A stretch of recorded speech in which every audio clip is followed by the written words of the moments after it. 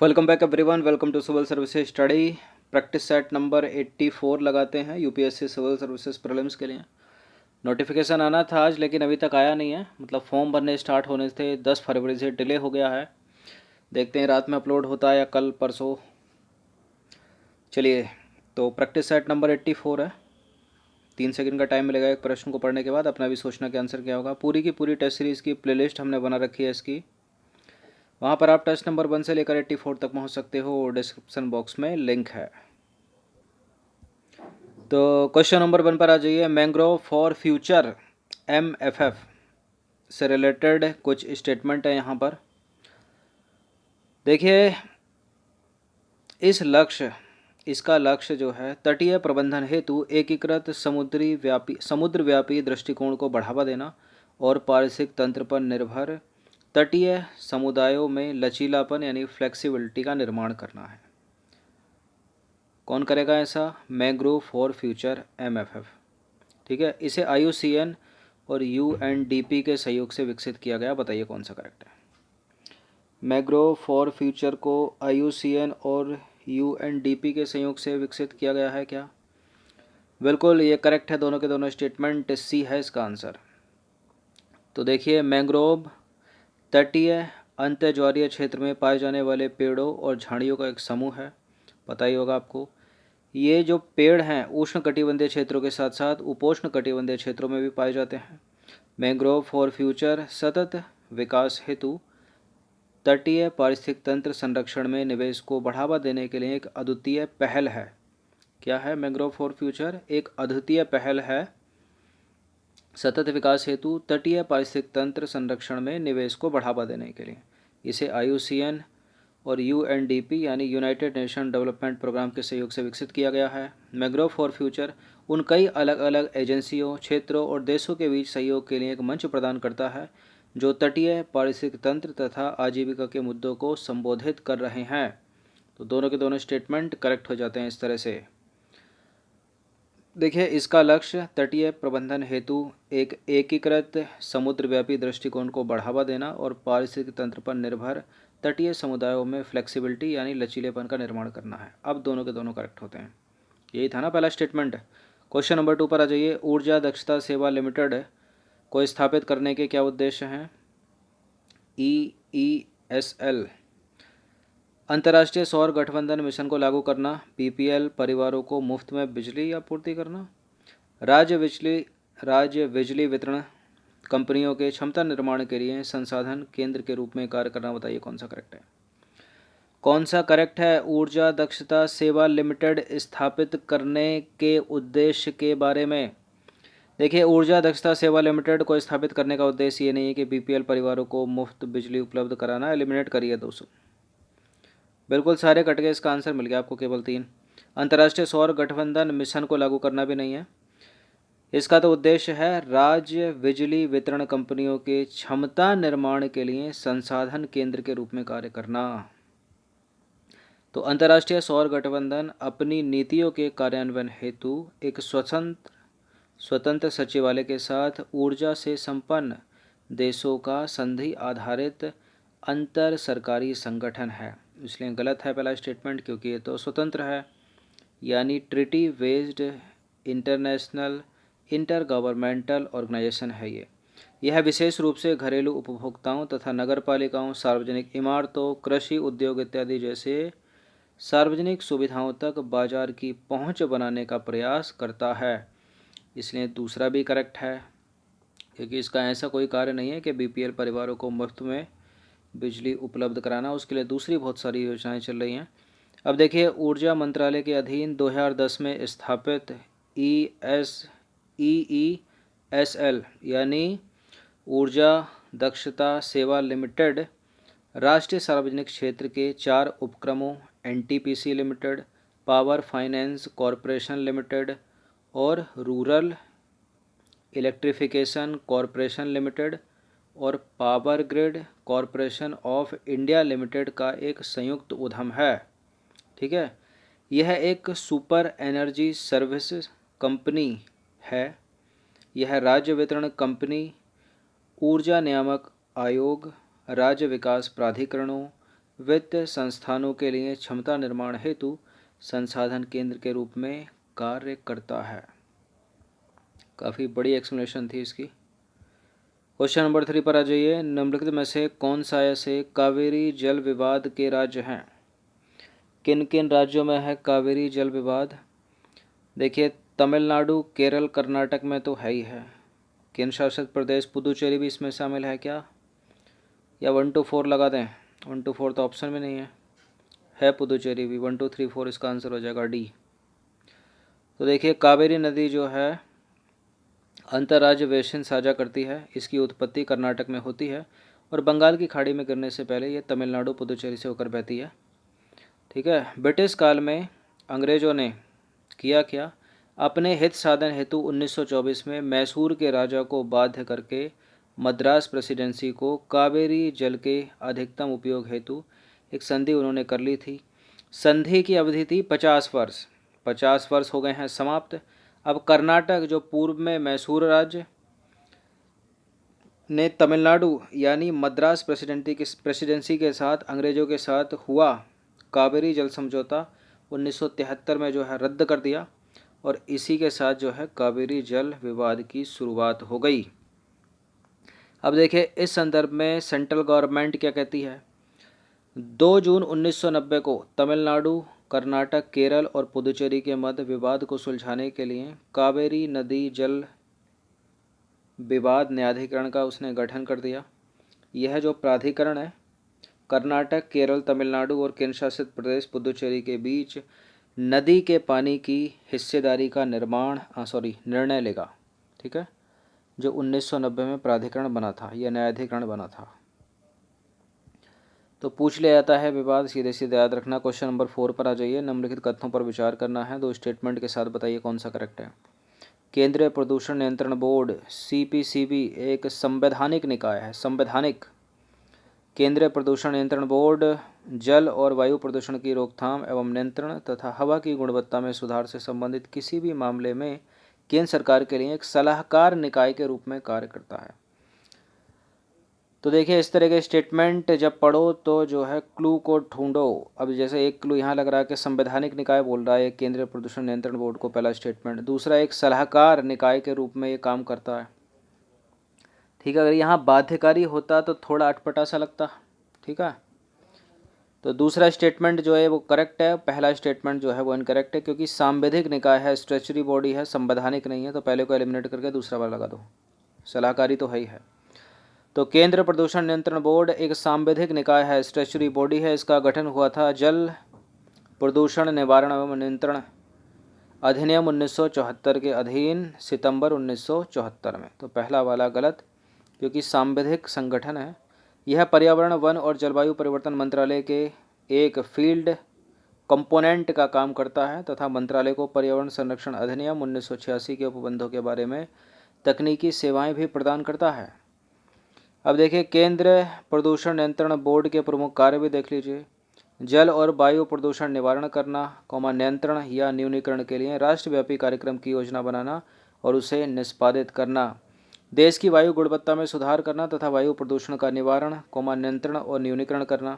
केंद्रीय प्रदूषण नियंत्रण बोर्ड के प्रमुख कार्यों में वायु तथा जल प्रदूषण के निवारण एवं नियंत्रण और वायु की गुणवत्ता में सुधार लाने संबंधी किसी भी मामले में केंद्र सरकार को सुझाव देना। ठीक है, बताइए माधव गाडगिल समिति रिपोर्ट और कस्तूरी रंगन रिपोर्ट का संबंध किससे है? किससे है कस्तूरी रंगन रिपोर्ट? अगर आपको गाडगिल समिति नहीं होगी तो कस्तूरी रंगन का तो सुना होगा आपने नाम। संवैधानिक सुधारों से नहीं है, गंगा कार्य योजना से नहीं है, नदियों को आपस में जोड़ने से नहीं है, पश्चिमी घाट के संरक्षण से है। ये डी है इसका आंसर। तो दोनों रिपोर्ट जो है वेस्टर्न घाट के संरक्षण से संबंधित है, इसलिए सही विकल्प डी होगा। कस्तूरी रंगन समिति की रिपोर्ट में कहा गया था कि पश्चिमी घाट के तहत कुल क्षेत्रफल का 37% भाग पारिस्थितिक रूप से संवेदनशील है, जो गुजरात, महाराष्ट्र, गोवा, कर्नाटक, केरल और तमिलनाडु तक फैला हुआ है। इंपॉर्टेंट है, यूपीएससी प्रश्न कर चुकी है कि वेस्टर्न घाट कितने राज्यों में फैला है। तो 7 राज्यों में फैला है, गुजरात, महाराष्ट्र, गोवा, कर्नाटक, केरल और तमिलनाडु। क्रम भी यही है, ऊपर से नीचे आओगे तो मैप में। देखिए, रिपोर्ट कहती है कि पर्यावरण मंत्रालय द्वारा भारी प्रदूषक के रूप में चिन्हित उद्योगों, जिनमें उर्वरक संयंत्र, तेल रिफाइनरियाँ, टेनरीज तथा तांबा स्मेल्टर शामिल हैं, को सख्ती से प्रतिबंधित किया जाना चाहिए, ऐसा कहा था कस्तूरी रंगन रिपोर्ट ने। अब माधव गाडगिल समिति की रिपोर्ट के बारे में नज़र डाल लेते हैं। इस रिपोर्ट में सुझाव दिया गया था कि पारिस्थितिक रूप से संवेदनशील क्षेत्र पूरे क्षेत्र को 3 श्रेणियों में विभाजित किया जाना चाहिए, जिसमें प्रत्येक क्षेत्र के लिए अलग अलग नियम होंगे। इस पूरे क्षेत्र में आनुवांशिक रूप से संशोधित खेती पर जो है प्रतिबंध लगाया जाना चाहिए। 3 साल में प्लास्टिक बैग का चरणबद्ध निपटान होना चाहिए। किसी नए विशेष आर्थिक क्षेत्र की स्थापना की अनुमति नहीं होनी चाहिए, ऐसा कहा था माधव गाडगिल की रिपोर्ट ने। अब ये प्लास्टिक बैग वाला बहुत चला पिछले 2-3 वर्षों में, लेकिन बैन तो आज तक न हुए। खूब बिक रहा है, खुले में बिक रहा है, हर स्टेट में बिक रहा है, मतलब अधिकतर। ठीक है, सिक्किम का पता नहीं। जैविक स्टेट है वैसे तो पहला भारत का। क्वेश्चन नंबर 6 पर आ जाइए। एक तरफ है पर्यावरण प्रोटोकॉल या सम्मेलन, दूसरी तरफ है अधिदेश। मॉन्ट्रियल प्रोटोकॉल, मिनेमाता सम्मेलन, रामसर सम्मेलन। मॉन्ट्रियल प्रोटोकॉल के सामने लिखा है ओजोन परत घटाने वाले पदार्थों पर प्रतिबंध, जो कि करेक्ट है, इनकरेक्ट है? करेक्ट है। मिनीमाता सम्मेलन, पारे के उपयोग पर प्रतिबंध, ये भी करेक्ट है। रामसर सम्मेलन, बायोस्फीयर रिजर्व का संरक्षण, तो देखिए वेटलैंड से संबंधित है ना, ये तो गलत है तीसरा वाला। केवल 1 और 2 हो जाएगा, इसका आंसर सी हो जाएगा। तो देखिए ओजोन परत के संरक्षण को रोकने के प्रयासों के तहत 16 सितंबर 1987 को मॉन्ट्रियल प्रोटोकॉल पर हस्ताक्षर किए गए थे और 1989 में यह प्रोटोकॉल जो है प्रभावी हो गया। तो आपको याद रखनी है 1989 की डेट। मॉन्ट्रियल प्रोटोकॉल का प्रमुख उद्देश्य है उन पदार्थों के उत्पादन तथा उपभोग को नियंत्रित करना जो कि ओजोन परत के लिए हानिकारक हैं। ठीक है, ओजोन डिप्लेटिंग सब्सटेंसेस। अब देखिए मिनीमाता सम्मेलन पर आ जाइए। तो मिनीमाता सम्मेलन मानव स्वास्थ्य और पर्यावरण को मरकरी के प्रतिकूल प्रभाव से बचाने के लिए एक वैश्विक संधि है। भारत सरकार ने मरकरी पर मिनीमाता सम्मेलन की बहाली और इसके दस्तावेज को जमा करने हेतु प्रस्ताव को मंजूरी दे दी है, जिससे कि भारत सम्मेलन का भागीदार बनने में सक्षम हो जाए। ठीक है, बात करें रामसर सम्मेलन की, तो रामसर जो है ईरान में 1971 में हस्ताक्षरित अंतर सरकारी वेटलैंड सम्मेलन संधि है, जो वेटलैंड और उनके संसाधनों के संरक्षण तथा बुद्धिमत्तापूर्ण उपयोग के लिए राष्ट्रीय कार्य एवं अंतर्राष्ट्रीय सहयोग का ढांचा उपलब्ध कराती है। अक्टूबर 2018 में संयुक्त अरब अमीरात के दुबई में वेटलैंड पर रामसर सम्मेलन यानी COP 13 को लेकर अनुबंध करने वाले पक्षों का 13वां सम्मेलन आयोजित किया गया। COP 13 की theme wetland for uh sustainable urban future होगी।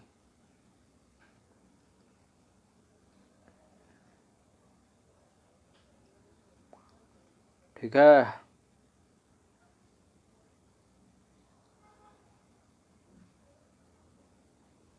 होगी होगी हटा देते हैं, थी कर देते हैं।